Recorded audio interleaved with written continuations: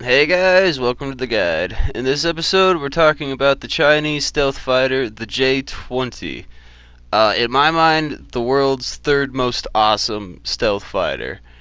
In the last episode, I talked about the new Su-57, formerly known as the T-50 PACFA, and I put it up against the F-22.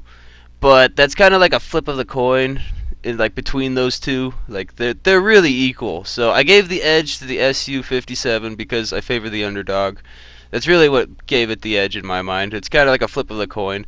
It's kind of like the last presidential election where Hillary Clinton got 49% of the popular vote and Donald Trump got 51% of the popular vote. It's like that close, except for in that case, you're not talking about two stinky pieces of crap. You're talking about the two most awesome aircraft in the skies currently in the world. So that's the difference in my mind.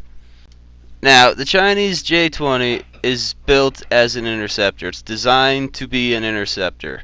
It's designed to sneak in there, launch its missiles, and then get out before anybody knows what's going on. And what the Chinese, their main idea behind the J-20 is to counter America's aircraft carrier task force groups. That's their main reason for building this plane, is because in a hypothetical war between China and the US, what's the first thing the US is going to do? They're going to send their aircraft carrier task force groups. They're going to send out their power projection, which is their aircraft carrier task force groups. So there's going to be fleets of these things. They're not going to send just one aircraft carrier task force. They're probably going to send like 3, 4, 5 of them, all pointed at China to bully them into submission. And the J-20 is designed to counter that because it has long range, especially for a stealth fighter. Compared to the F-22, the J-20's range is incredible.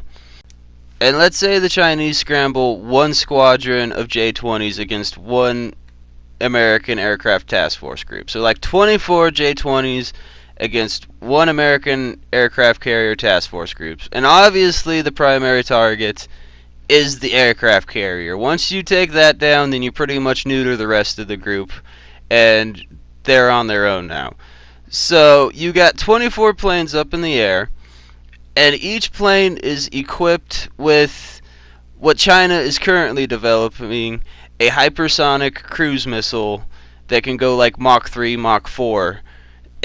It's pretty much unstoppable anyway. So each of these planes have 2 of these missiles. So there's 48 of these missiles all total, and the primary target is the aircraft carrier.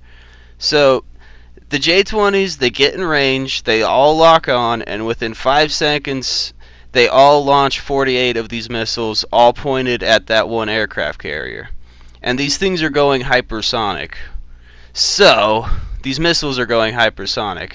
At that point, there's no way the aircraft carrier's missile defense system can track and lock on and destroy 48 missiles all fired within 5 seconds of each other. It's just not going to happen. And they're going hypersonic speed. So, it's just not going to happen. So, at least 1 or 2 of those missiles is going to make it through and hit the aircraft carrier. And if they hit it in the right spot, they're going to sink it. So that's what the J-20 is designed to do, is to counter America's aircraft carrier task force groups. And once that aircraft carrier goes down and it sinks, all the planes on it are now useless. And the planes that got scrambled or are in the air, well, where are they going to get fuel from? So the planes in the air, they're kind of screwed. Where are they going to get fuel from?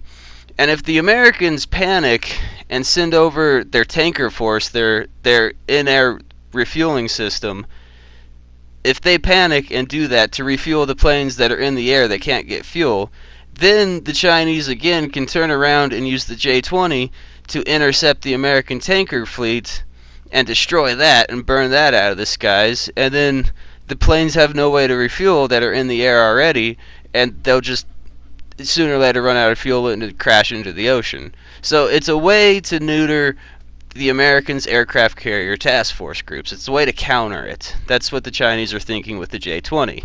It's not built as a dogfighter, it's built as an interceptor. I mean, as far as like thoroughbred dogfighters are concerned, The F-22, which if you look at the J-20's nose, it looked like the Chinese just straight up ripped off the F-22's nose. But anyways, the F-22 and the Su-57 are in like a different league of their own compared to the J-20. But they're built more as thoroughbred dogfighters, while the J-20 is built as an interceptor. And the J-20 just got a new engine too, that they pretty much ripped off of the Su-35's engine, which it's an awesome engine. They bought 24 Su-35s off the Russians just to jack the engine from it to put on the J-20. So now it's got a pretty awesome engine. Yeah, so it's a good plane. It's just, you have to remember, it's an interceptor. It's not a dogfighter. Alright, thanks for watching.